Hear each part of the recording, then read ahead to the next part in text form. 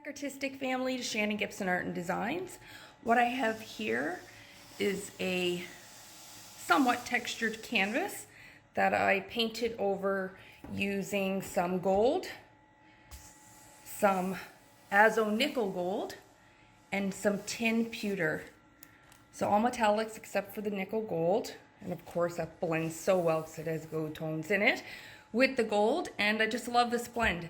So I'm going to continue with this beautiful warm fall color and add some more soft tones along with some white, possibly a little bit of black, and let's see what we create.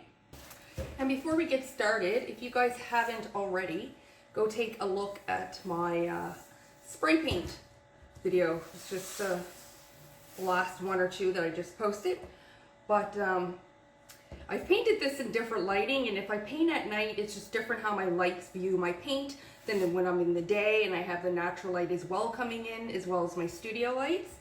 So it was really hard for you to see the true beauty of the silver. It looked much darker in that video, but the watermarks, they're absolutely stunning in this. I love that new effect, and I just played around and had a lot of fun with this one. So I even did some writing here. But anyways, I'll link that for you to take a look.